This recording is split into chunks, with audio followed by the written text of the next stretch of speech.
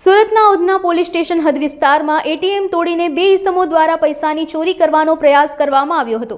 આ સમગ્ર ઘટના સીસીટીવી કેમેરામાં કેદ થઈ ગઈ હતી। આ ઘટનાને લઈને ઉધના પોલીસ સ્ટેશનમાં ફરિયાદ નોંધાઈ હતી। પોલીસ દ્વારા આરોપીને પકડવા માટે અલગ અલગ ટીમો બનાવવામાં આવી હતી। બાતમીના આધારે બંને આરોપીઓની ધરપકડ કરવામાં આવી હતી। આરોપીઓ પાસેથી લોખંડની છીણી, સ્ક્રૂડ્રાઈવર તેમજ 40,000ની કિંમતનું એક મોટરસાઇકલ જપ્ત કરવામાં આવ્યું છે। સમગ્ર ઘટના અંગે પોલીસ દ્વારા કાર્યવાહી હાથ ધરવામાં સ્ટેશન વિસ્તારમાં શોપિંગ સેન્ટરમાં એક એક્સિસ એનું એટીએમ આવેલું હતું।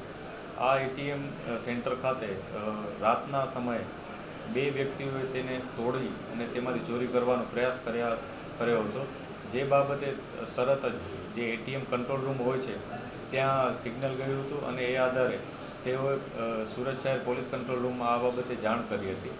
જે જાણ થતાં જ ઉધના પોલીસની ટીમ તરત એના ઉપર કાર્યવાહી કરવા લાગી ગઈ હતી।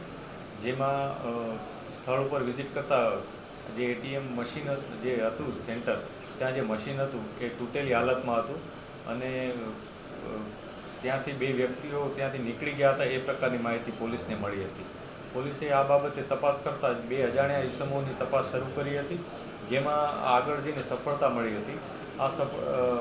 આ બે ઇસમો છે એમાં એકનું નામ શોએબ કાદર શેખ છે, જ્યારે એકનું નામ હુસેન આરિફુદ્દીન મોમીન છે। આ બંને વ્યક્તિઓ આ ઘટનામાં સામેલ હતા। બંનેના સીસીટીવી ફૂટેજ પણ પોલીસને મળ્યા હતા।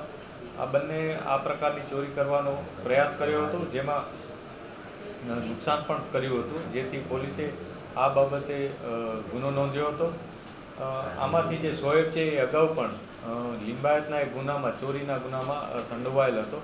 પોલીસે આ બંને વ્યક્તિઓ પાસેથી 40,000નો મુદ્દામાલ જમા લીધો છે, જેમાં એક સ્ક્રૂડ્રાઈવર અને લોખંડની છીણી પણ છે અને એક મોટરસાઇકલ કે જે તેઓ ગુનાના કામે વાપરેલું હતું।